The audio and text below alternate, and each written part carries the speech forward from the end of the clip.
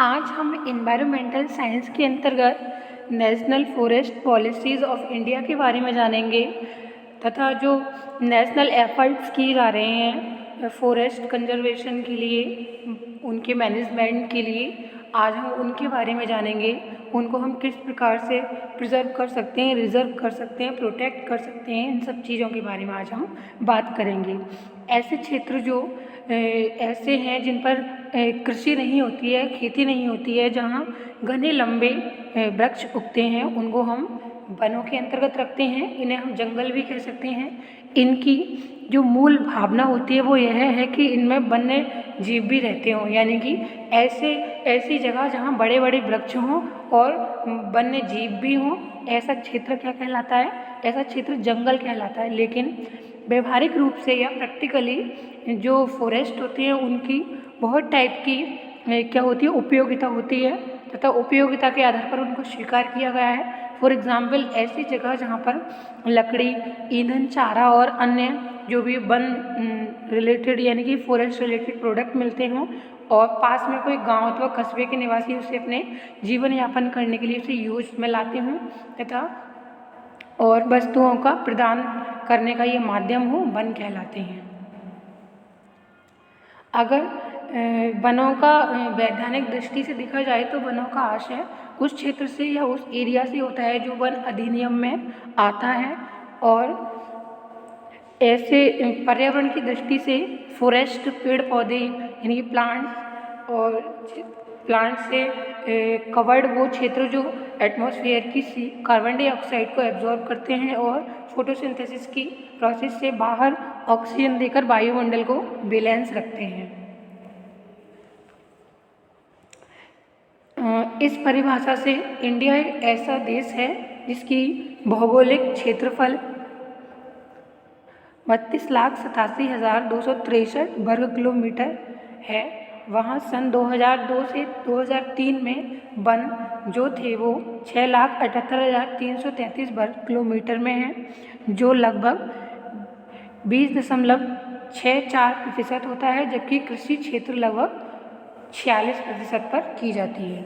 अगर हम भारत की राष्ट्रीय वन नीति यानी कि नेशनल फॉरेस्ट पॉलिसी की बात करें तो वनों के प्रबंधन के लिए यानी कि फॉरेस्ट मैनेजमेंट के लिए सबसे पहली जो पॉलिसी बनाई गई थी वो 1894 में बनाई गई थी, जिसमें वनों के प्रिजर्वेशन, रिजर्व करना, उनको प्रोटेक्शन आदि के बारे में कुछ अरेंजमेंट किए गए थे, व्यवस्थाएं की गई थी। यानी कि इस नीति के, इस पॉलिसी के अनुसार बताया गया कि पहाड़ी ढलानों के जो वन हैं उनकी सुरक्षा होनी चाहिए, क्योंकि जो पहाड़ी ढलानों पर वन हैं उनको लोग अपने कार्य के लिए यूज कर रहे हैं। वनों का प्रबंध पूर्णतया व्यावसायिक होना चाहिए। जब वहाँ भी कृषि योग्य भूमि वन क्षेत्र में आती हो, यानी कि ऐसी जगह या ऐसे खेत जहाँ पर जो कि वन क्षेत्र में आते हों उन्हें कृषि हेतु उपयोग में लाना चाहिए। साथ ही कृषि का स्थायी प्रकार भी होना चाहिए। स्थानीय लोगों के लिए यानी कि जो लोग वहाँ के लोकल लोग हैं उनके लाभ के लिए अच्छे प्रकार के वन तैयार करने। स्पष्ट है कि यह नीति विशेषता कृषि के विकास की ओर इंगित थी। सन 1921 में वनों को राज्य अधीन कर दिया गया, लेकिन तब तक ईंधन और लकड़ी की आवश्यकता की पूर्ति हेतु बहुत सा वन क्षेत्र प्रथम विश्व युद्ध में नष्ट हो चुका था। यानी कि सन 1921 में क्या किया गया था, वनों को राज्य के अधीन कर दिया गया, यानी कि जो हमारी वन संपदा है उसको गवर्नमेंट के, स्टेट गवर्नमेंट के अंडर कर दिया गया था। लेकिन तब तक ईंधन और लकड़ी की ज़रूरत के लिए बहुत सा वन जो था वो, तब तक क्या हुआ था कि जो हमारा फर्स्ट वर्ल्ड वॉर था जो कि 1940 से 18 में हुआ था, नष्ट हो चुका था। तथा दूसरी वर्ल्ड वॉर के समय क्या हुआ था, 1939 से 45 में जो हुआ था उसके लिए वन काटे गए और जो वन कटने की प्रोसेस थी यानी कि डिफॉरेस्टेशन की प्रोसेस थी वो चलती रही। लकड़ी से संबंधित बहुत सारे कारखाने खोले गए तथा लकड़ी की पूर्ति के लिए कारखाने और बनते गए। आज़ादी के बाद जब जमींदारी समाप्त हो गई तो सभी प्रकार के जो वन थे वो राज्य सरकार ने अपने अधीन ले लिए और उस समय की स्थिति के आधार पर सन 1952 में दूसरी राष्ट्रीय वन नीति यानी कि सेकंड नेशनल फॉरेस्ट पॉलिसी घोषित हुई और इसमें यह प्रावधान था कि जितनी भी भूमि है उसके 33% में वन क्षेत्र होने चाहिए, यानी कि 33% में 33.3% में वन क्षेत्र होने चाहिए। इस दूसरी राष्ट्रीय वन नीति यानी कि सेकंड नेशनल फॉरेस्ट पॉलिसी में जिससे यह बात बताई गई थी कि प्रत्येक प्रकार की जगह को या भूमि को उसी प्रयोग के लिए बांटा जाए जिस हेतु वह उपयुक्त है तथा जिससे अधिक उत्पादन हो सके, अधिक से अधिक क्या हो सके, क्रॉप्स का प्रोडक्शन हो सके और भूमि की उपयोगिता भी बनी रहे, यानी कि उसकी जो यूजनेस है वो लगातार बनी रहे, उसमें कुछ कमी ना आ जाए। लोकल लोगों की जो ज़रूरतें थी उनकी पूर्ति के लिए उसका ध्यान रखा जाए तथा इस डिस्ट्रीब्यूशन प्रोसेस में कोई भी काम ऐसा ना हो जिससे ना तो सरकार को हानि पहुँचे और ना ही जो नेक्स्ट जनरेशन है उसको कोई स्थायी अभाव उत्पन्न हो। इस नीति में कुछ सिद्धांत प्रस्तुत किए गए थे, उनके बारे में देख लेते हैं। वनों को कार्यमूलक आधार पर वर्गीकृत किया गया था जिसमें आरक्षित वन, राष्ट्रीय वन तथा गांव के वन सम्मिलित थे। स्थानीय तथा सामान्य लोगों के कल्याण के लिए कृषि एवं वन भूमि में संतुलन बनाए रखना बताया गया था। वनों के अंधाधुंध कटाव को रोकना तथा वनिकी का विस्तार करना, विभिन्न आवश्यक एवं उचित उपयोग में लाने हेतु लकड़ियों की नियमित पूर्ति हेतु प्रयास करना, नदियों के उद्गम भूचरण वाले क्षेत्र तथा समुद्र तटीय रेत के टीलों को रोकने के लिए वहाँ के क्षेत्र में लकड़ी की कटाई पर एकदम रोक लगा दी गई तथा वृक्षारोपण को बहुत ज़्यादा प्रेरित किया गया। इस नीति में यद्यपि काफ़ी वन संरक्षण की बात और मानव उपयोग की संकल्पना रखी गई थी, फिर भी व्यवहारिक रूप से प्रत्येक स्तर पर कई कठिनाइयां उभर कर आई थीं और कई सुझाव संशोधन के लिए उठे। इस हेतु विशेष रूप से बनाई गई नवनिर्मित कमेटी ने 1976 में नई राष्ट्रीय वन नीति के लिए संशोधित सहित सुझाव प्रस्तुत किए। श्री R.S. पठान के आभार सन 1988 में नवीनतम नीति में वन संसाधनों के प्रबंधन में जनसाधारण की भागीदारी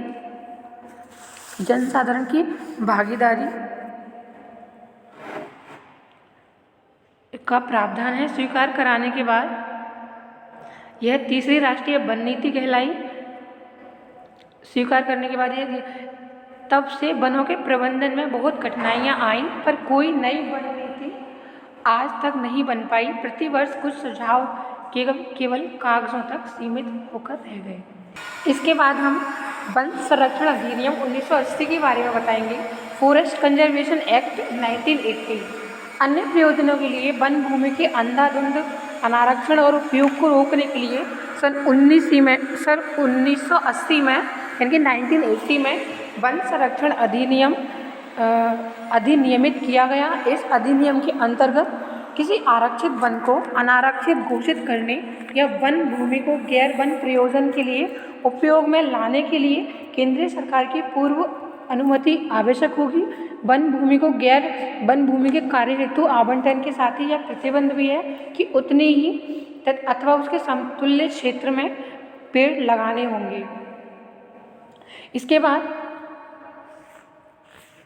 भारत सरकार के पर्यावरण विभाग 1986 से 87 की रिपोर्ट के अनुसार सन 1980 से पूर्व जहां 1.5 लाख हेक्टेयर वन क्षेत्र प्रति वर्ष कट रहे हैं, वहीं इस अधिनियम के बाद से केवल 5,500 हेक्टेयर वन क्षेत्रीय औसत प्रति वर्ष क्षेत्र कटने लगे, यानी कि इससे बहुत ज़्यादा सुधार हो गया। उल्लेखनीय है कि अधिनियम 25 अक्टूबर 1980 से प्रारंभ हुआ। विभिन्न वर्षों की उपयुक्त रिपोर्ट बताती है कि नियमानुसार आवेदन करने पर लोगों को वन क्षेत्र से गैर वन उपयोग हेतु भूमि का आवंटन हो रहा है और नियमित रूप से व्यक्ति तथा संस्थाएं इस हेतु भारत सरकार को आवेदन कर रही हैं। कार्य में गति लाने और लोगों को सुरक्षा देने के लिए भारत सरकार ने देश में 6 संस्थानों बेंगलौर, भोपाल, भुवनेश्वर, लखनऊ, शिलोंग और चंडीगढ़ पर क्षेत्रीय कार्यालय खोल दिए हैं। राज्य सरकारों को ये निर्देश दिए हैं कि वे अपने क्षेत्र के आवेदन इन क्षेत्रीय कार्यालयों के मार्फत ही स्वीकार कराएं। इसके बाद हम वन संरक्षण अधिनियम 1980 का संशोधन किया गया, यानी कि amendment of forest conservation act 1980। One संरक्षण अधिनियम यानी कि फॉरेस्ट कंजर्वेशन एक्ट 1980 के उपबंधों के उल्लंघन को रोकने के लिए वर्तमान उपबंधों को अधिक कठोर बनाने के लिए अधिनियम का संशोधन किया गया।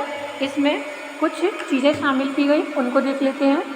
उसमें कुछ उपबंध किए गए। कोई भी राज्य सरकार अथवा अन्य आदेश जारी नहीं कर सकते जिनमें ये निर्देश दिए गए हों कि कोई वन भूमि अथवा उसका कोई हिस्सा केंद्र सरकार की पूर्व स्वीकृति के बिना किसी व्यक्ति अथवा किसी ऐसे प्राधिकरण, निगम, एजेंसी या किसी अन्य संगठन को पट्टे पर या अन्यथा दी जाए जिसका स्वामित्व प्रबंध अथवा नियंत्रण सरकार के अधीन न हो। वनेतर प्रयोजनों की परिभाषा में चाय, कॉफ़ी, मसाले, रबड़, ताड़, तिलहनी पौधों, बागवानी संबंधी फसलों और औषधीय पौधों को शामिल करके उसके क्षेत्र का विस्तार किया गया। स्पष्टीकरण के तहत एक और आर्टिकल जोड़ा गया ताकि उनमें ऐसे कार्यों को भी शामिल किया जा सके जो वन प्रयोजनों के भाग के रूप में वन संरक्षण, विकास और प्रबंधन के लिए अनुप्रासंगिक हैं, क्योंकि मूल अधिनियम में इनका कोई उल्लेख ही नहीं था। इसके बाद जो भी अधिनियम की धारा 2 के उपबंधों का उल्लंघन करेगा या उल्लंघन की प्रेरणा देगा उसको 15 दिन तक की सामान्य कैद का दंड दिया जाएगा। इसमें बेसरकारी कर्मचारी भी शामिल होंगे जो अपराध घटित होते समय प्रत्यक्षता प्रभावी होंगे, यानी कि जो भी फॉरेस्ट रिलेटेड ऑफिसर्स होंगे, अगर अपराध हुआ है वो उसके समय डायरेक्ट उस टाइम पर प्रभारी होंगे तो उनको भी दंडित किया जाएगा। इसके बाद वन संरक्षण अधिनियम 1980 की धारा 3 के तहत गठित सलाहकार समिति को संशोधित वन संरक्षण अधिनियमों के अनुसार पुनर्गठित किया गया और पर्यावरण और वनरोपण के क्षेत्र में 3 ख्याति प्राप्त हस्तियों को गैर सरकारी सदस्यों के रूप में समिति में शामिल किया गया है। इसके बाद हम वन कानून यानी कि फॉरेस्ट लीगलाइजेशन के बारे में जानेंगे।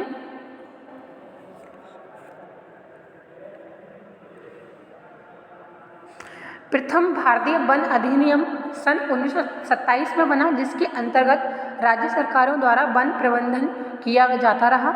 लेकिन उसके बाद 1952 और फिर 1988 की भारतीय वन नीति की घोषित हो जाने पर इस बात की ज़रूरत महसूस की गई कि इन नीति परिवर्तनों के अनुकूल वन कानून में प्रकार परिवर्तन संशोधन हो, अतः पिछले वन अधिनियम में वांछनीय संशोधनों के आधार पर मसौदा तैयार कर राज्य सरकारों के पास उनके सुझावों के लिए भेज दिया गया। गतिविधि प्रगति पर है। इसके बाद हम वन संरक्षण के लिए केंद्र सरकार द्वारा उपाय यानी कि effort of central government for forest conservation के बारे में बात करेंगे। वनों की खराब स्थिति को देखते हुए केवल भूमि भाग के 19.39% क्षेत्र में वन केंद्र के लिए चिंता का विषय है। उन्होंने भी अनेक कार्यक्रम चलाकर वनों की वृद्धि के लिए नई दिशा दी है। वह भी ईंधन के वैकल्पिक स्रोतों का उपाय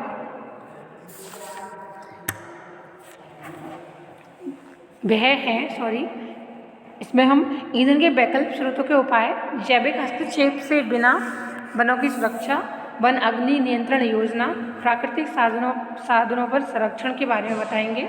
use of alternate source of fuel, ईंधन की लकड़ी के कारण वनों पर पड़ने वाले बोझ को कम करने के लिए वनों के आसपास बसे उन शहरों को एलपीजी की आपूर्ति करने के लिए अभी निर्धारित किया गया जिनकी आबादी 5000 से अधिक है। पेट्रोलियम और प्राकृतिक गैस मंत्रालय इस आपूर्ति पर नियमित रूप से ध्यान देंगे। राज्य सरकारों को भी ऐसी सलाह दी गई है कि इन नगरों में मिट्टी के तेल की पर्याप्त आपूर्ति सुनिश्चित करें। इसके बाद जैविक हस्तक्षेप से बिना वनों की सुरक्षा, protection of forest from biotic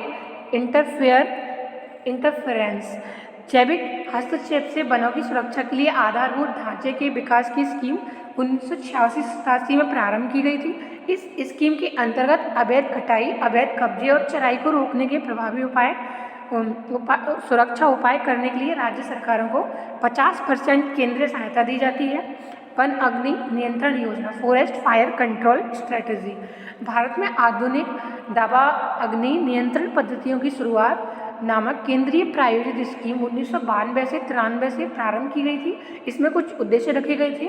प्राकृतिक और कृत्रिम दोनों प्रकार के वनों की सुरक्षा तथा उसके संरक्षण को देखते हुए दावाग्नि को नियमित करना, दावानल की घटना और उसके फैलाने को कम करके वनों की उत्पादकता में सुधार लाना, दावानल को रोकने, उसका पता लगाने और उसके शमन में मूल सिद्धांतों और तकनीकों का विकास, परीक्षण और प्रदर्शन करना, कार्मिकों को दावानल प्रबंधन में भागीदारी के लिए तैयार हेतु उन्हें प्रशिक्षण कार्यक्रम के लिए प्रशिक्षित करना।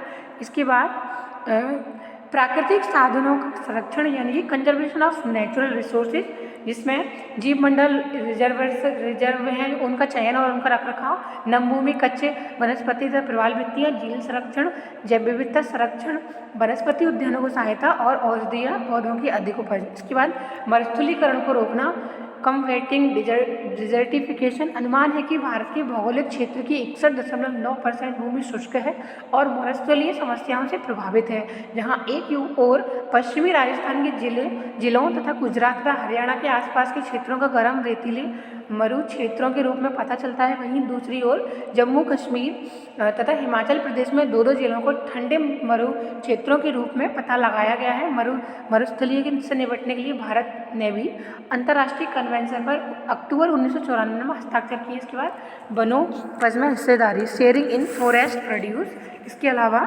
संयुक्त वन प्रबंधन, जॉइंट फॉरेस्ट मैनेजमेंट। इसके अलावा तो आज हमने जो भी वन से रिलेटेड कानून है उनके बारे में जाना, नेशनल फॉरेस्ट पॉलिसी के बारे में जाना, फॉरेस्ट कंजर्वेशन एक्ट 1980 के बारे में बात की। आई होप कि आप लोगों को ये वीडियो पसंद आया होगा। वीडियो अच्छा लगा हो तो वीडियो को लाइक एंड शेयर जरूर कीजिएगा। मिलते हैं नेक्स्ट वीडियो में नेक्स्ट टॉपिक के साथ, तब तक के लिए नमस्कार।